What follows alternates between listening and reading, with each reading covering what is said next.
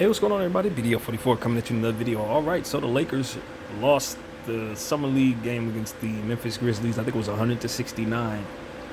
LJ Figueroa had a fantastic dunk that will go down as one of the better dunks of summer league this season. That was about all there really was to enjoy. That was one of the hardest games of basketball I've ever watched in my entire life, man. It was not fun to watch for a Laker fan.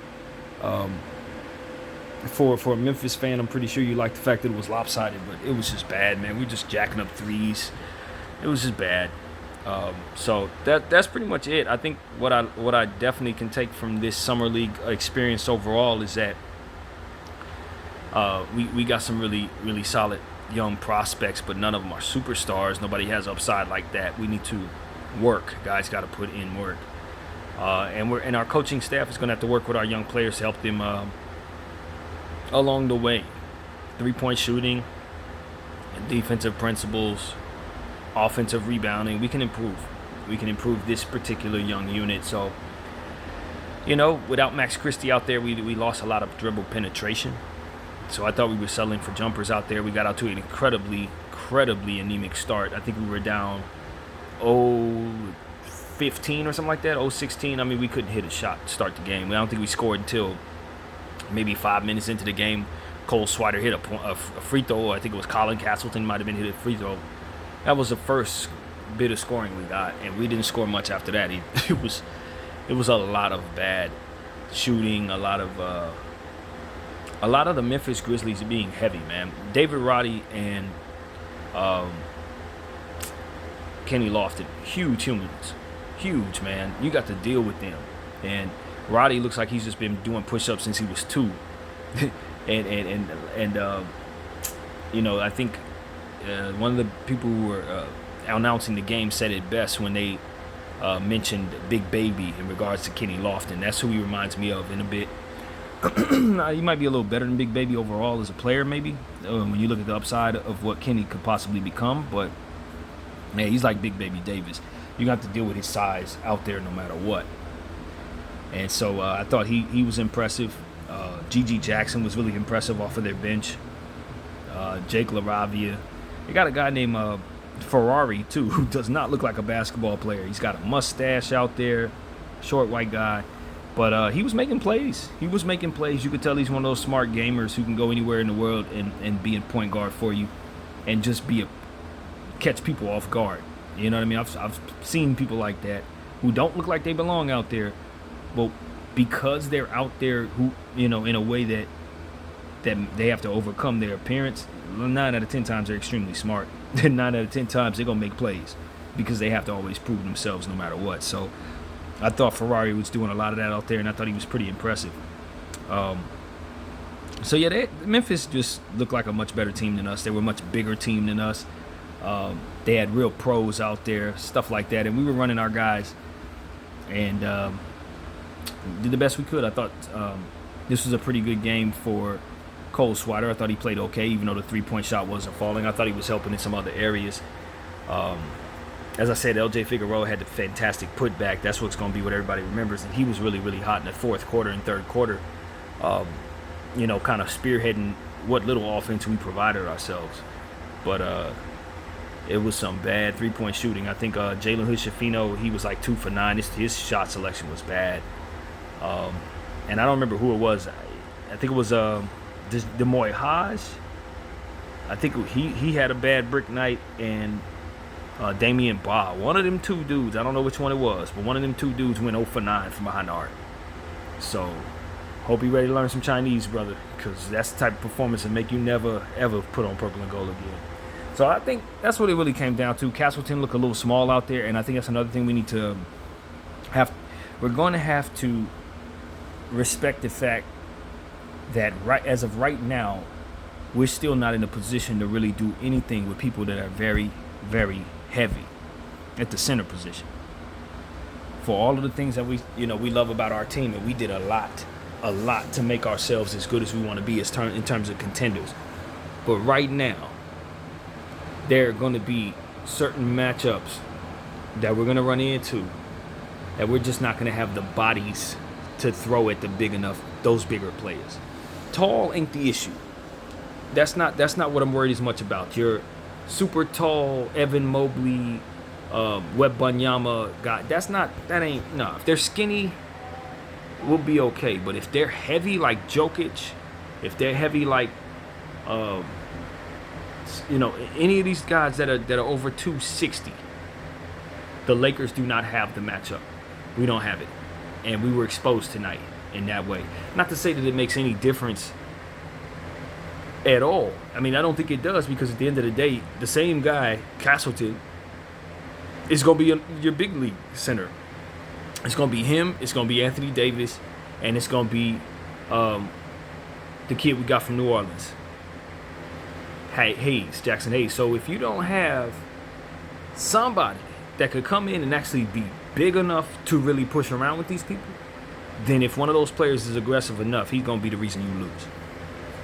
And so I think that's what Kenny Lofton kind of simulated for us to understand. And David Roddy somewhat also with the short, with the guard position. If our guards are a little too small, a guy like David Roddy, if he's aggressive, he's going to get what he needs.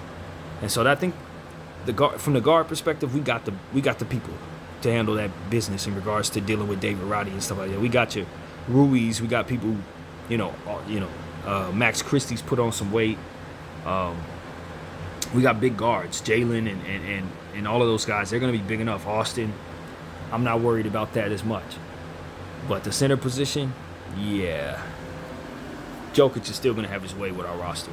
He's still going to have his way. And so that's what it really comes down to. If we're going to beat him, we're going to have to put somebody on our team who can do that. Now, I've been on record saying that I'm not overly excited about bringing in Bismack Biyombo, because I don't think he's going to really bring too much to me that ultimately is going to make me give me any revenue, I guess is what I'm saying. I can't retrade him for anything, and that's a big deal for me. Here's the thing, though. He might be the best person left to guard those kind of guys in free agency.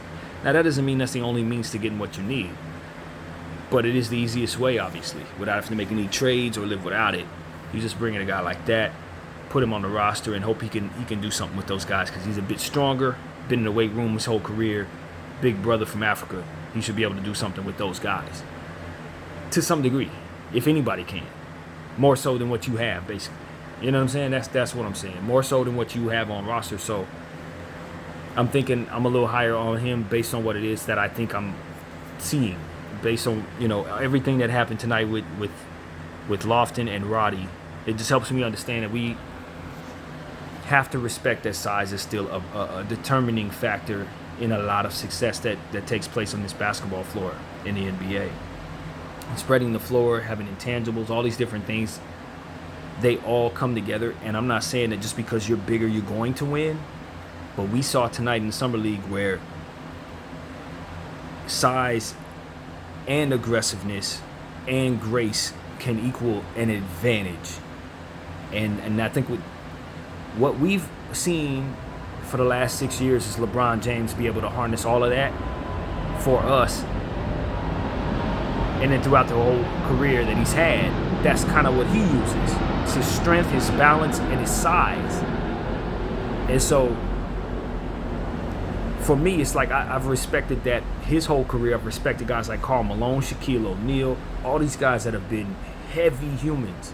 Not just good and skilled, but they eat good all life long. And so it's like, for me, I just think there's not enough of an emphasis put on that in some NBA circles. It's like they don't value that. It's like I have to have skills and various different things, and we can shoot from the perimeter, and some of those big dudes are clunky, et cetera, et cetera. But at the end of the day, if you have a big dude like Lofton, and you got a big dude like Jokic, who's super skilled, they're just going to push through your guys. You're very, very talented, skinny basketball player. They're just going to push through them, and they're going to draw fouls, and they're going to beat the line. And so that's always been my thing. Since I grew up on Shaquille O'Neal, I have a healthy respect for that. And I think in ways that maybe the modern era just doesn't seem to respect from what I've been paying attention to. A lot of the basketball nerds, they don't respect size a lot of the time. And I'm a keep it simple, stupid kind of person when it comes to this kind of stuff. Just give me bigger, taller players, man. And I'll take my chances. You know what I'm saying? I'll take my chances. Because at the end of the day, as I always say, basketball is going to be a game played in the sky. You have to go to the highest point. You shooting the ball up and hoping it gets to a 9-foot swishers there. You trying to make sure that you do everything above your head. So the taller the person, the better the advantage. I've always said that, and I still believe that to this very second. And when it comes to size, particularly heavy people, they can often disrupt things that maybe even the tall guys can't disrupt. They push you out the way, push you so far out of position. You tall or not, it don't matter. You're far away from where you need to be to get what you're trying to get done. So that's why I respect guys that are in the 250s, 260s. That's why I always reference the Orlando Magic so much, because they have such a massive, massive team. People don't realize that just about everybody on the squad is above 6'8". You know what I mean? Just about everybody on that team. And their top 3 players are 7 feet. That's why getting rid of Bol, I thought, just really disgraced everything they were trying to do, because it's like he was the first perfect piece to keep that going. But, that's besides what I'm talking about. The point is, these are teams you're going to have to face. Philly's huge. You look at what Boston just did. Obviously, looking at the Western Conference, you look at some of these teams. Utah's massive. I'm talking other teams as well. It's not coming to mind. Our Laker team obviously has huge players up and down the roster. We just want to make sure you have that. Minnesota, obviously. Memphis has some huge people, as we're talking about here. So you just want to make sure that you respect that. And I don't think that the Lakers have done enough of a job with the front court in that regard. And I think that's really a concern of mine after this particular matchup. I'm back to believing that size is the way to go. You need it. And we've done everything but get ourselves that center. So we got around in the form and get that done.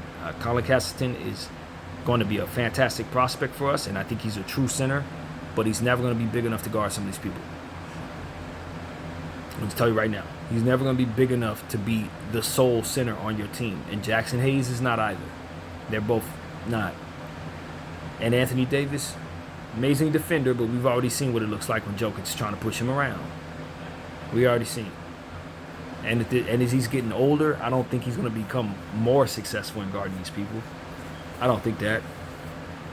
So that's what we're going to have to address. We're going to have to address it maybe in trade, maybe a Biyombo free agency pickup. I hear a lot of talk about Christian Wood. I don't know what's going on there. Still waiting. I don't know, but he's definitely not the answer there.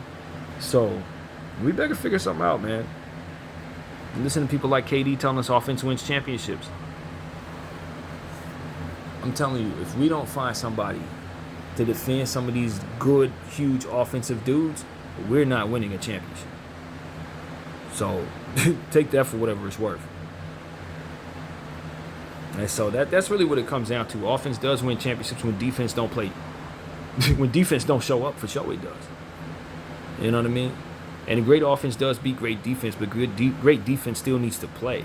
Great defense is likely going to be found more so than shots are going to be hit. And so that's what needs to be understood. Your effort is going to be more in control of what happens on the defensive end than that guy shooting that shot from far away. You know what I mean? Chances of him going to make that shot aren't as high as your consistency of your defense ultimately leading to your success. This is what it is. So, after watching this game for 30 years very closely, you don't respect defense, you don't respect size, you think three-point shooting is the only way that's going to happen, the only way to go, you probably are not going to be the team holding the trophy in the end. Point blank, period. So that's really what it is, man. The Lakers, as far as the Summer League is concerned, we were officially eliminated. We needed to win tonight's game by 21 points in order to be able to make it to the playoffs, so we did not. Utah's in there, Portland's in there, Houston's in there, and Cleveland's in there. Those are the final 4. And so as they go at it, I don't know how it's going to play out. I mean, as far as the structure of what's to come, I really don't know. But that was my understanding of how that goes. So, yeah, Lakers had a pretty successful summer league, man. I didn't think it was bad. I thought we did a good job. I mean, granted, you don't want to look at the losses and just ignore the fact that you didn't succeed in some of these matchups, but I don't think we were trying to. We just wanted to get a look at all these kids, and we saw what we need to see, man. You know, we like some of these prospects that we saw. Alex Fudge is a good prospect. You know, the kids that we drafted, obviously, Jalen Hood-Schifino looks pretty good. You know, there's a lot of work to be done with our young kids, obviously, but the foundation for them to be good players is obviously in place. Now, the one person I did worry about a little bit tonight was Max Lewis. I thought he had a real opportunity to showcase himself with Max Christie being out, and I just don't think he really showed us a lot of confidence tonight. I thought he muffed on a dunk, the second one of the playoffs. I mean, with the athleticism he has, he's going to have to put in the work to make sure that he's able to get over the rim in those standing still jumping situations. And, you know, guys just got to know who they are. You know, if your athleticism don't allow you to do that, then keep it simple and lay the ball up. I mean, that type of thing tumbled forward to him getting embarrassed on that, and then he passed up on a shot he knew he should have took. He knew he should have took the shot, and he passed out of that situation, and the rhythm pass came his way. It was a lot of that tonight. Guys receiving passes that are intent on helping them shoot the ball and passing out of those situations inexplicably just to work the ball around for a lesser percentage attempt. So I just didn't think we played very smart basketball tonight in that way. And it just is what it is. When you got guys who are trying to make the NBA, you know, you're not going to find perfection. But I did find myself a bit frustrated with our overall, I guess, confidence. The confidence that we showed ourselves tonight, that we showed the other team, rather. I just don't think that we were as confident as the team we need to be, as we needed to be. And I don't think Maxwell Lewis did a whole lot to make me feel like he's ready. I don't think he's ready. I think he's going to need to be in the G League. I do. If we're doing this correctly. Because his confidence is going to improve on the three-point shot. We know he has the tools. He's built different. So he's going to be able to be athletic no matter what. But he's going to have to become much more intent defensively, and he's going to have to become much more confident offensively. So, like I said, I see why he fell. I think people may have gotten it right. You know what I mean? I'm not saying he's going to turn out to be a bust for sure, but I'm saying that he's going to have to work very hard. He's going to have to work very hard. And it's not going to be an easy path to playing time for Max Lewis. I don't think so. But the tools are there. The tools for him to be a fantastic NBA player are there. He's just going to have to put in the work. And so that's what I'm hopeful he'll be willing to do. And that goes for everybody on our team. So that's really the thought there with him. I just know that our coaches are great at what they do. Think about a guy like Phil Handy. They're going to work with him. We got Damari Carroll on tab now. They're going to work with young Max Lewis. Having Taurean Prince in place, I think, is a good guy to kind of be there for him, just kind of help him along the way with some of the intangibles and different things he's going to have to be privy to be the best pro. And, of course, LeBron James and Anthony Davis. They're going to obviously be the big dogs that take him under their wing, and ultimately help him become his best self. So I know Max Lewis is going to be an NBA player. Don't get it twisted. But I just understand that his development is truly going to be just that. He ain't going to be one of them dudes like Austin Reeves or, some of the dudes that just come out the gate. I don't think so. No, we're going to have to turn him into that and be patient with him. And then as he puts in the work over the next several years, we're going to benefit greatly from what he can do physically. And just his overall skill set, which is going to allow him to score the ball a lot. So I'm a believer. I want to keep him, but I just don't expect anything at all out of Max Lewis this season. Anything at all. Nothing. Anything he gives us, icing on the cake. So that's what I got to say about Max Lewis.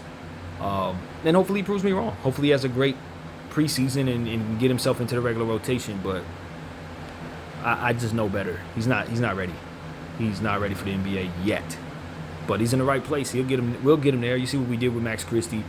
You see what we're doing with other prospects. We will get him there. But the opportunity is there. I think for a guy like Cam Reddish, because of what it is that I'm looking at in regards to Max Lewis, this is your time, Cam Reddish. You got to take that spot from him. You got to seize the fact that this is a young player who's just getting started, second-round guy. Even though he has athleticism and all this and talent, At the end of the day, he's gonna have to get his feet wet, and you already got your feet wet. You've been in this league for what, 4 years? So this is a time for a guy like Cam Reddish to really put in the work himself and show that he's ahead of some of the other prospects on this team, so that he can get those minutes that ultimately a lot of people don't believe he's going to get any of this season. And I think Cam Reddish is going to get a lot of minutes because I think he's going to be a much better defensive player than some other small forwards. He's going to be the guy that you can put on guys because he's big enough and he's got the talent on that side of the ball. As to where some of our other guys might be a little more of a mismatch for them to try to guard certain people. So I already know Cam Reddish is going to be a useful player if Coach believes in him, one, and then two, sees what it is that I see, which is someone who could potentially be a lockdown for us. 6'8", 6'7", whatever Cam Reddish is, yeah, that's a complete lockdown. Him, Max Christie, Vanderbilt, they're gonna make a very, very, serious trio of defenders. So yeah, that was something I wanted to throw into this. As I mentioned briefly earlier in the previous video, I did watch JJ Redick's podcast interview, I guess, with Gabe Vincent. It was an hour podcast. That was really good. See our new Laker, Gabe Vincent, on there and talking about just about everything that had to do with his Miami Heat tenure and what he hopes to have happen for the Lakers. And he was essentially saying that he's from California. He went to UC Santa Barbara, and so he kind of knows how it is to play in a big city, obviously, with being in Miami for several years. He's able to keep his head down and not get focused on the glitz and the glamour and the lights and all that. He's not one of those guys that's going to probably be distracted in the big city. So I think that's really a key thing. When you pick players to put on your team for multiple years, if you're the Lakers, you want to make sure they can handle the environment. And what I took from him was a very mature, serious business type mentality. Gabe Vincent knows where he's at, but he's been there and done that, and he's not really interested in doing anything but being the best pro he can be no matter where he's at. And so that was interesting. A little nugget that I took from him as well is he said he never dealt with the snow. He's a real California, Florida dude. He's never had to play in a big city where snow has ever been a part of him. So hopefully he can have a long tenure with the Lakers, and we ain't got to ever see him having to deal with those cold weather cities. Let's not send him to one if we happen to trade him. I'll keep that little nugget in mind. But yeah, man, it was just overall good. I think he's going to be an excellent locker room presence. And listening to him for an hour, like I said, he's a mature person, very serious man. Not as it pertains to not having a personality or nothing, but I'm just saying, like, he's coming in to do work, and he's coming in with a championship mentality, coming from that Miami Heat culture. He spoke of Miami's culture, and the best way to describe the common denominator amongst all the people that they choose is winning intangibles. Habits that lean into winning, which is something we talked about a lot last year throughout this channel during the regular season.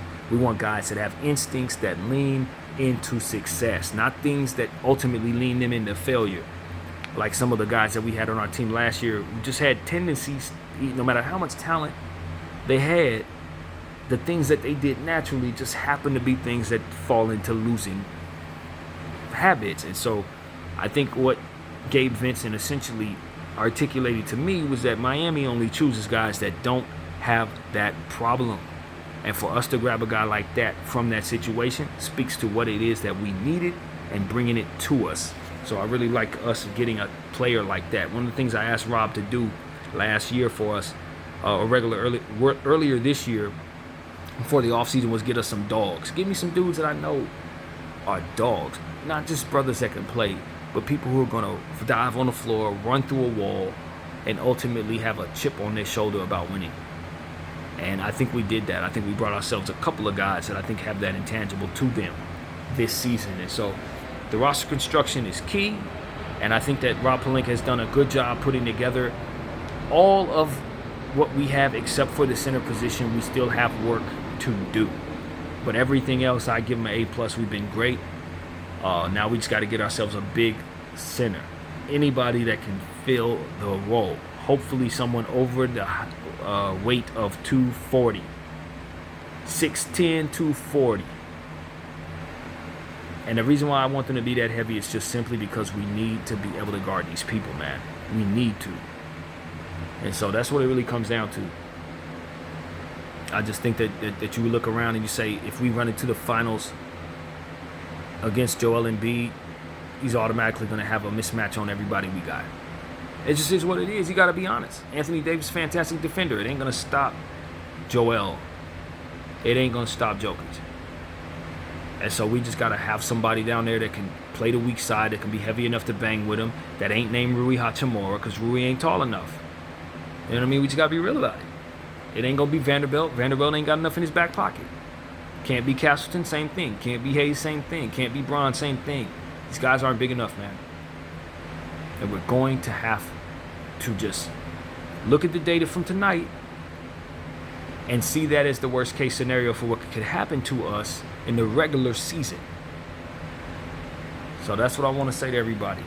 We got bullied out there. It ain't two ways about it. Roddy and Lofton pushed us around and pushed us out of there. LaRavia, they got us up out of here. And it was because they were just simply stronger, bigger, and blowing through us. And so that's something that I was able to identify tonight and want to see our team do something about with our regular season roster. So that's really what comes to mind, man. That's the thought. Summer League was great. Happy about all the kids. Some of them look better than others. It's all right. We're going to cut a couple people. I think that's going to be okay. But some of them dudes that we cut, I still think they're going to be around. I don't think we got anybody on our team that just flat out sucks. I didn't see any of that. I saw some guys who need to do a lot of work, though. So that's what I expect for them to do. And so that's pretty much it, man. Shout out to LJ Figueroa. He made a name for himself tonight. We ain't going to forget it. And shout out to everybody, man. Max Christie could have been MVP if we would have kept winning. Max Christie was having that kind of summer league, in my opinion. He was up there, but, you know, ultimately we shut him down. It was wise to do. And I think he's going to be an amazing role player for us to start with upside that is a lot better than role player. I really think that about Max Christie. He's got so much good going on with his game. What I want to see him work on is his handle and his passing, his floor generalship.